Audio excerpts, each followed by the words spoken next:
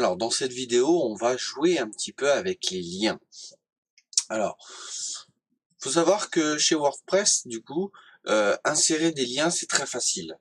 Pour ceux qui ont suivi la formation HTML, il suffit aussi d'insérer une balise A avec du coup un SRC et du coup ça fonctionne.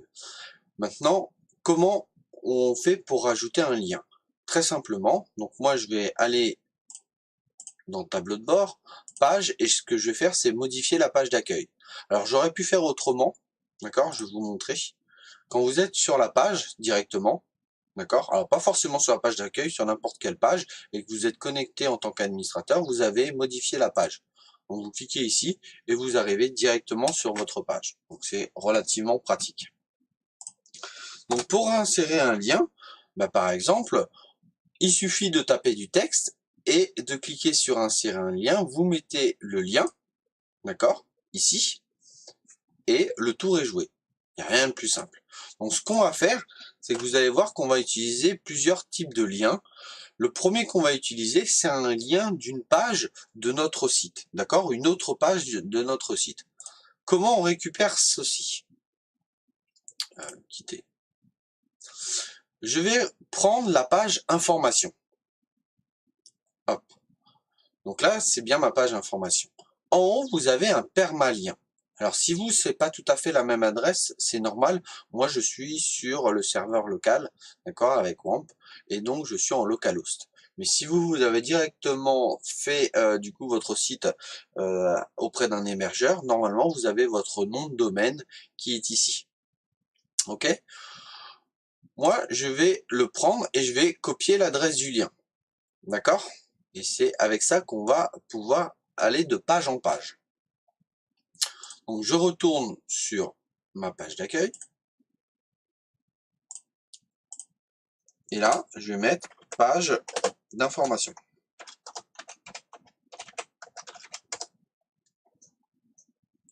Je sélectionne, je vais sur insérer, modifier un lien. Et là, l'URL, je copie en fait ce que je viens de coller. Un URL, c'est ça. Ok? Donc, vous pouvez faire appliquer, mais aussi, vous avez la possibilité de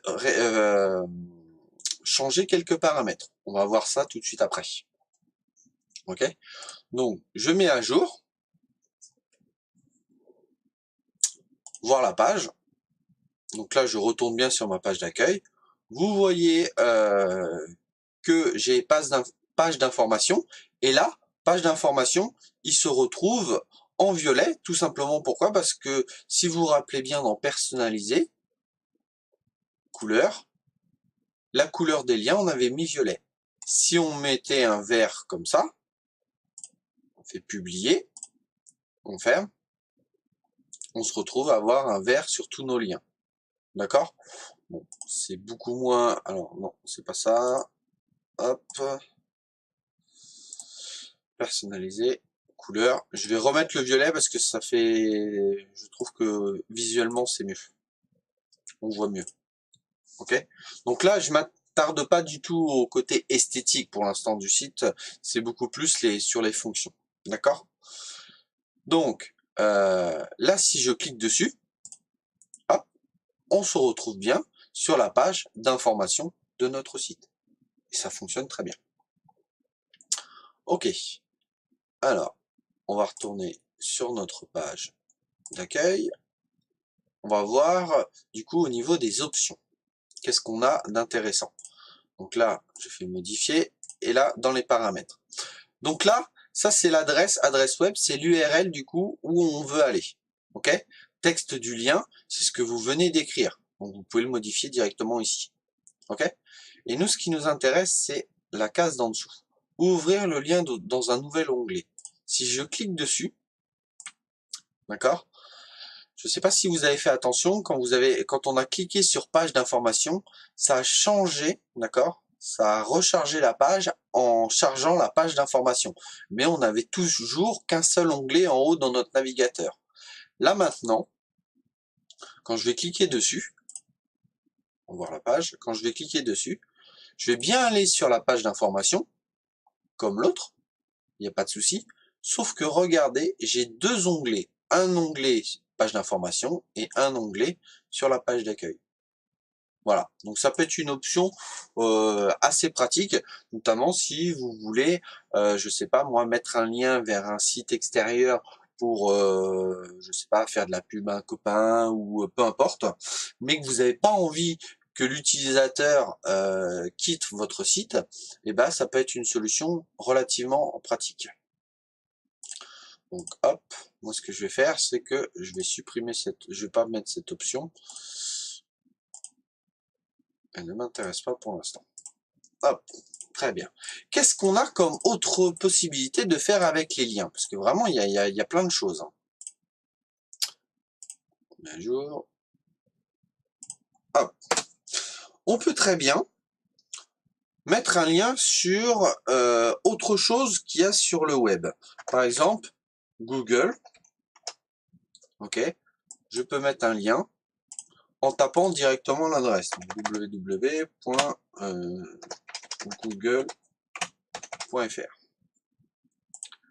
Ok. Donc là, voilà la page. Je viens ici, je clique sur le lien et directement je me retrouve sur le navigateur Google, l'outil de recherche. Ok. Bon. Qu'est-ce qu'on peut faire d'autre? On va pouvoir mettre, donc ça marche avec Google, mais ça marche avec n'importe quel site. Hein. Comment faire pour récupérer un lien d'un site? Bah, par exemple, vous allez sur un site, moi je vais aller sur école de batterie. Alors, hop, prendre celui-là, c'est le site du coup que j'ai réalisé. L'URL, c'est ce qu'il y a en haut, dans la barre blanche de votre navigateur, d'accord? Donc vous le prenez, vous faites un copier, vous retournez sur votre site, donc moi je vais le fermer parce que sinon ça va, du coup, peut-être vous perturber. École de batterie, d'accord? Peut-être un accent même. Je rajoute un lien, je fais CTRL plus V pour coller le lien que j'ai récupéré, et OK. Là, j'ai plus qu'à lancer, voir la page, école de batterie, et directement, d'ailleurs vous pouvez reconnaître le bandeau, directement on tombe dessus. Ok. Donc ça fonctionne très bien. Vous pouvez faire des liens sur des médias. Alors, je vais vous montrer, il y a deux styles de choses qui est possible de faire. Donc modifier la page. On va aller dans médias. Et là, par exemple, je vais prendre ce logo-là, par exemple. Ce logo-là, vous avez une adresse web. C'est là où il est stocké. Vous pouvez prendre directement cette adresse web, d'accord? Donc à la fin, c'est un .png, c'est une image. Donc je vais le copier. Et là, je vais retourner sur ma page. Page, accueil. Et je vais mettre logo, code, assembly, dev. Je mets un lien. Et je mets. D'accord? Je vous montre la démonstration et puis je vous parlerai d'autres choses après. Donc, je mets à jour, voir la page, et directement, si je clique, je vais aller directement sur la page où est stocké mon image. D'accord? Avec la bonne dimension. Donc ça marche aussi pour les liens. Ok? Pour ceux qui connaissent bien le HTML, vous pouvez faire texte, et là, vous allez voir que vous avez la balise A avec le href du coup qui correspond à l'adresse de destination, l'adresse du lien en fait, et le texte entre la balise ouvrante et la balise fermante du A. D'accord? Donc vous pouvez tout à fait modifier ces informations-là à travers ici. Je peux vous montrer le navigateur le plus populaire.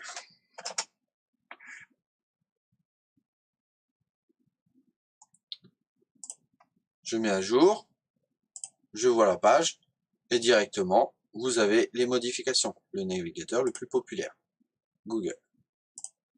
Ok? Donc, on modifie, qu'est-ce qu'il nous reste à voir? Ah oui, je voulais vous montrer quelque chose avec les PDF, parce que les PDF, c'est vraiment cool. Ok? Donc, ce que je vais faire, c'est que je vais ajouter un PDF. Tac, je vais prendre directement... Alors, qu'est-ce que j'ai?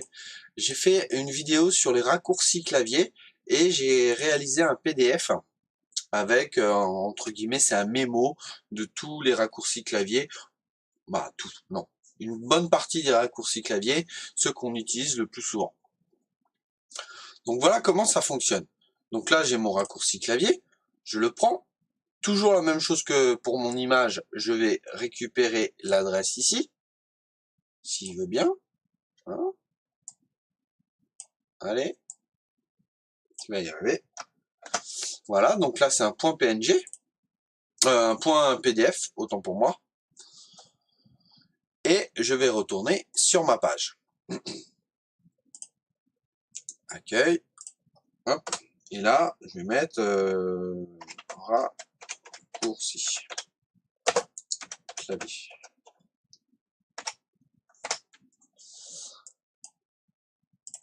La même chose, d'accord? Lien, on copie l'adresse du lien, appliquer, on enregistre.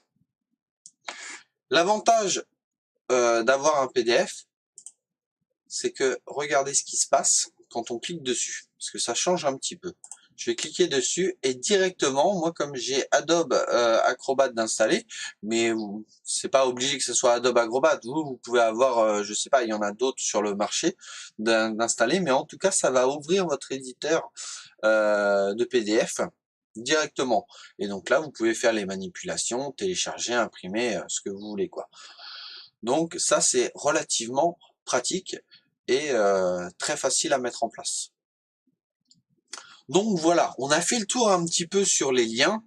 Donc je vous ai pas montré sur les liens, les vidéos, les audios, mais c'est exactement la même chose que pour l'image en PDF, en PNG. Je vais y arriver. C'est compliqué, mais je vais y arriver. Mais voilà. Vous pouvez vous amuser à créer comme ça différents liens qui vont à droite à gauche sur votre site, sur des liens de sites extérieurs, sur des ressources. Et vous pouvez même mettre, alors non, ça je ferai une vidéo spécifique pour comment insérer des vidéos directement que vous avez uploadées ou des vidéos sur YouTube par exemple, ainsi de suite. Alors, je l'ai déjà dit sur la vidéo d'avant, n'hésitez pas à vous abonner, ça va vous permettre de recevoir les notifications, les dernières vidéos qui sont apparues. Vous pouvez laisser aussi des commentaires si vous avez des questions par rapport à cette vidéo, s'il y a des choses que vous n'avez pas réussi à faire ou vous n'avez pas bien compris, ça il n'y a pas de souci, moi je réponds en général pour expliquer. Et même si j'ai déjà réalisé un programme, une marche à suivre de toutes les vidéos que je vais faire sur WordPress, si vous avez des attentes, des choses que vous voulez absolument voir ou tout ça, n'hésitez pas à les mettre aussi en commentaire ou directement me contacter via la chaîne. Vous pouvez envoyer un message ou vous avez directement Code Assembly Dev, c'est aussi un site, hein, je vais vous montrer. Hein. Vous tapez Code Assembly Dev, hop, alors, loupé, pas en admin, voilà, donc vous tombez sur ce site-là, vous reconnaissez le logo avec l'accueil, et vous pouvez, à travers contact, vous avez un formulaire de contact et envoyer un message, et je réponds en général dans la semaine, il n'y a aucun problème.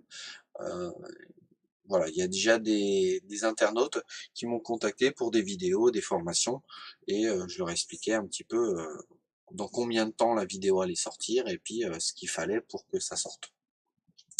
Voilà, je vous dis à bientôt sur une prochaine vidéo, et entraînez-vous, commencez à manipuler un petit peu WordPress. C'est bien beau de regarder les vidéos, mais à un moment donné, il faut l'installer, il faut lancer, voilà, il faut bidouiller. Euh, Normalement, vous n'allez pas réussir à le planter, à part si vous allez dans des endroits que je vais vous montrer dans les prochaines vidéos, où il faut éviter de trop modifier ces documents-là. Mais WordPress est plutôt bien fait. Il vous met un message comme quoi, attention, si vous modifiez, du coup, vous ne pouvez plus revenir en arrière. Donc, voilà pour cette vidéo. Je vous dis à bientôt pour une prochaine vidéo. Ciao, ciao.